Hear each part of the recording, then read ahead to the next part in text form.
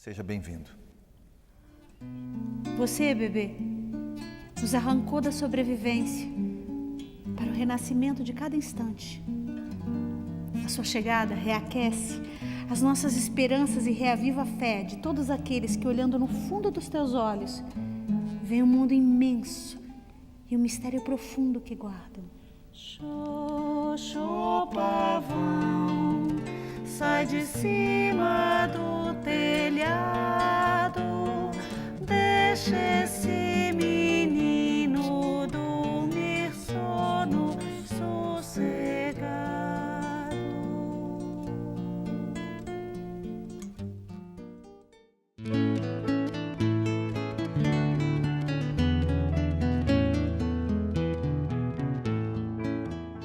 Existem diferentes definições para a primeira infância conforme o órgão, a instituição, seja a Organização Mundial de Saúde, o Ministério da Saúde. Nós, na Rede Nacional Primeira Infância, definimos primeira infância como o período que vai do nascimento até 6 anos de idade, que é o período mais crucial da existência humana, porque nesse período é que se formam as estruturas da personalidade, da inteligência, da socialização, da afetividade, e essas estruturas é que dão sustentação a todo o desenvolvimento da pessoa ao longo da existência.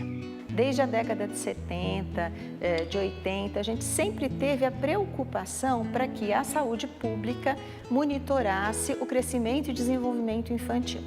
Porém, o que se observava de forma muito presente nos serviços públicos é que nas consultas do pediatra, em geral, era verificado o peso, muito mais raramente a altura e quase nunca o desenvolvimento. Então, essa foi uma preocupação em mudar essa lógica, em ter uma maior atenção para os aspectos do desenvolvimento. Porque o desenvolvimento infantil, ele é o retrato do processo de autonomia da criança. O bebê recém-nascido nasce extremamente dependente de cuidados. E ao longo do tempo, num período curto de 3 anos, ele já começa a falar, andar, controlar suas eliminações, escolher roupa, conversar. Então, é um período curto, se você for pensar numa pessoa que vive 80 anos, o que são os primeiros 3 anos. Mas eles são decisivos para estruturar o cérebro para depois desenvolver uma série de outras competências. O que o marco legal quer trazer para nós? Quer trazer um olhar das políticas públicas integradas nos mais variados setores, desde a saúde, a educação, a cultura, lazer, porque nós precisamos efetivamente estimular todas as crianças nessa faixa etária.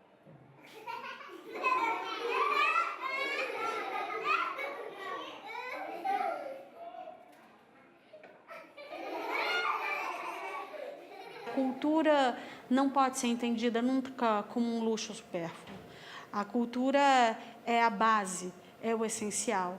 Nesse sentido, o Marco Legal da Primeira Infância, ele traz um grande avanço ao reconhecer no artigo 15 que toda criança, desde a primeira infância, tem direito ao acesso à cultura e ser reconhecida como sujeita produtora de cultura.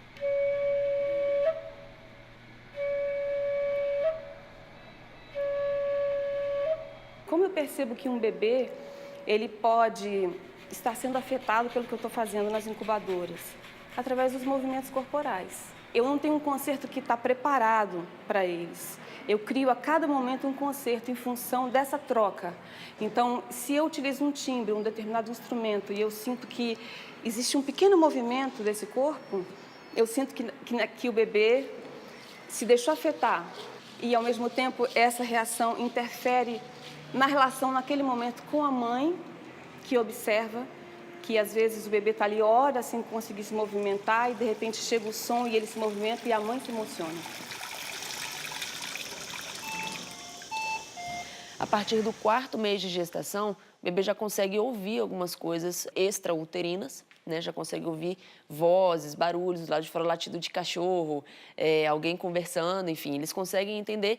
E todas essas vozes mais familiares a ele, de pessoas que moram dentro da casa dele, enfim, de quem tem gato, quem tem cachorro, enfim. Quando esse bebê nasce, essas vozes se tornam também muito familiares e são uma referência de segurança para esse bebê. Então, a gente estimula muito os pais a conversar com a barriga. Parece uma coisa meio estranha, né? Mas é muito importante, porque o bebê vai realmente criar vínculo com essa voz e vai ter essa voz como referência de segurança aqui do lado de fora quando nascer. A criança é capaz, desde que nasce, para muitas coisas. O que importa é nós termos a sensibilidade de compreender quais são as suas capacidades, que potencial ela tem, como que ela tem iniciativa e interfere no meio social em que ela está inserida e no meio físico, para adequá-lo a si própria e adequar-se a esse meio. Nós não seríamos capazes de construir a inteligência. É a própria criança que constrói a sua inteligência. Cada pessoa é autora de si próprio na relação com o meio. E aquelas sementes começaram a germinar e se transformaram em brotos. E aqueles brotos cresceram e se transformaram em árvores.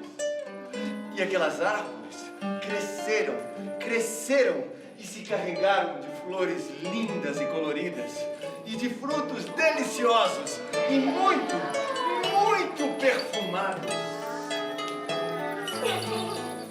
Nós, há cerca de 10 anos, resolvemos nos dedicar ao teatro para bebês.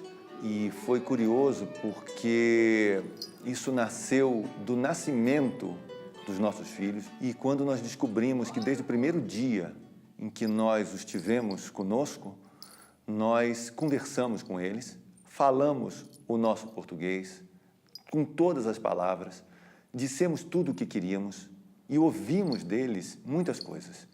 Nós conseguimos nos comunicar desde o primeiro dia, conseguimos nos entender desde o primeiro dia e conseguimos nos emocionar juntos e estar juntos emocionalmente, afetivamente, desde o primeiro dia. E isso é uma descoberta muito grande que um pai faz, e para um artista isso é muito precioso, porque as pessoas costumam tratar os bebês como cachorrinhos, a quem você tem que dar comida, de quem você tem que trocar fralda, de quem você tem que cuidar da saúde, e tudo isso é muito importante para um bebê, mas isso não é tudo. Falta uma outra coisa, e essa coisa é um vínculo afetivo, é o arcabouço de um vínculo afetivo, cultural, é se integrar à sociedade, se integrar a uma comunidade, partilhar do mesmo pão, sentar à mesma mesa. Isso são coisas que são direitos de todos os seres humanos, e isso não tem uma idade para começar. A família precisa ser sensibilizada para incluir desde muito antes esse processo de contar história, da criança ter acesso a algum livro. Se é uma família que não tem o costume de ter livros, como é que a gente pode, então, naquele território, encontrar uma biblioteca comunitária para emprestar, ter um processo de brinquedoteca, enfim, trabalhar essa questão da compreensão, da expressão e também estimular para levar em atividades artísticas, em feiras, nos parques, em festivais. O economista James Heckman, ele mostra que o recurso aplicado nesta faixa etária da vida, ele tem um retorno de 7 a 10 vezes maior do que em outras faixas etárias da vida.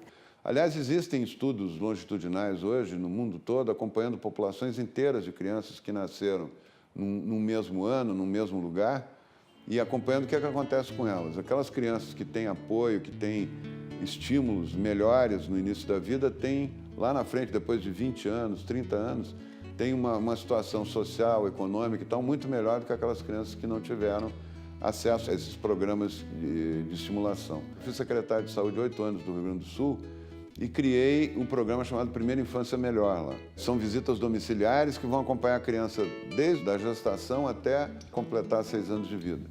Agora nós estamos levando isso para a população mais pobre do Brasil, que é a população do Bolsa Família, e todos os municípios que quiserem, ninguém vai ser obrigado a aderir ao programa, mas todos aqueles que quiserem vão ter, então, uma ajuda financeira do governo federal para contratar os visitadores.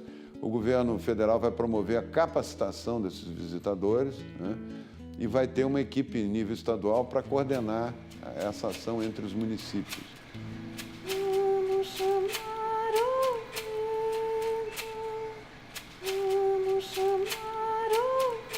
bebês são aquela fonte onde a gente vai encontrar as águas limpas, cristalinas, quando nós tivermos sujado tudo, quando nós tivermos revirado todas as águas, quando o lodo, quando tudo estiver turvo.